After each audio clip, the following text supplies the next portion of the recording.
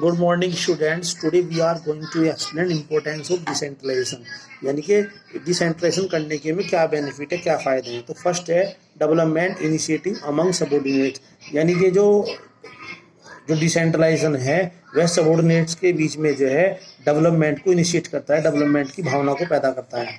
ठीक है, तो देखते हैं यहाँ से passing of authority eight middle level and lower level shows the trust and faith of top level in the subordinates, यानी कि जब हम मिडिल और लोअर लेवल पर ऑथोरिटी को पास करते हैं तो इससे जो है सबऑर्डिनेट्स में जो है टॉप लेवल का जो है विश्वास, ट्रस्ट और फेथ दर्शाता है।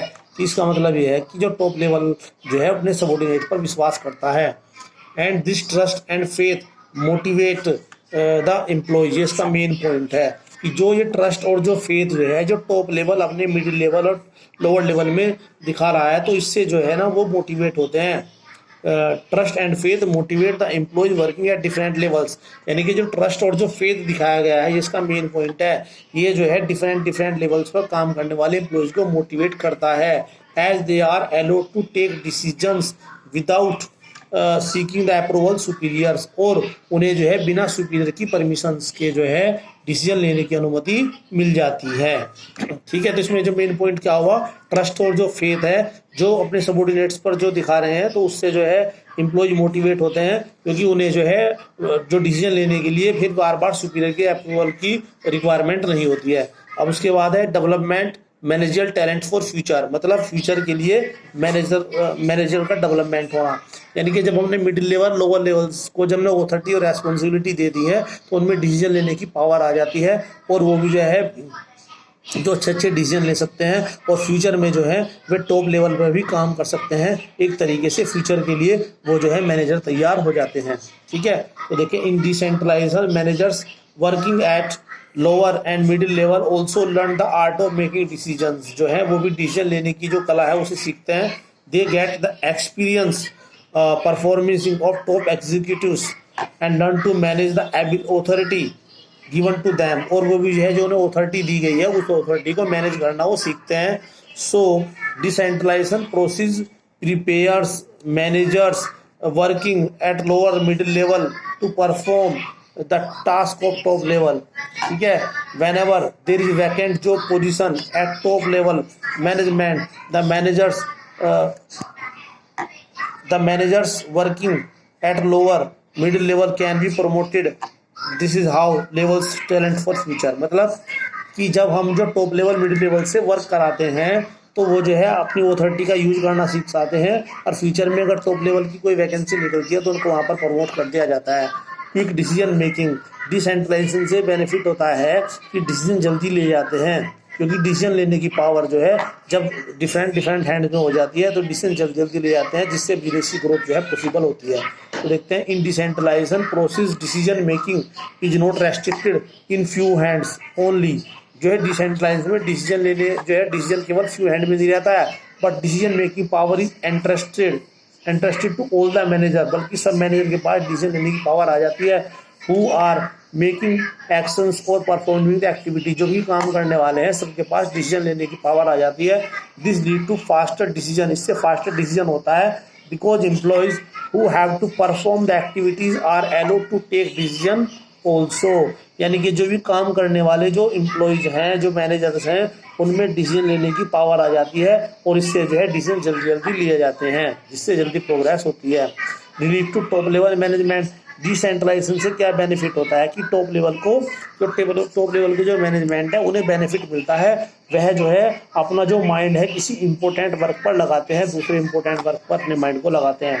इन the process of decentralization top level managers are not overburden, मतलब जो टॉप लेवल मैनेजर्स हैं उनके जो है ओवरबर्डन नहीं होता है with the responsibility and authority responsibility उनके ऊपर ओवरबर्डन नहीं होता है।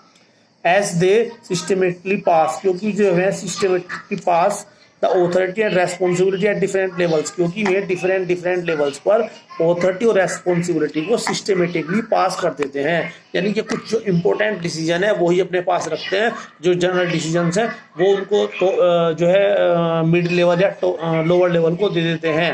ठीक है, इससे क्या होता है, they become free to concentrate on core and important issue. इससे क्या होता है कि जो टॉप लेवल है वो अपने माइंड को जो कोर और इम्पोर्टेंट इश्यूज हैं उन पर केंद्रित करने के लिए स्वतंत्र होते हैं, फ्रीली उस पर काम करते हैं।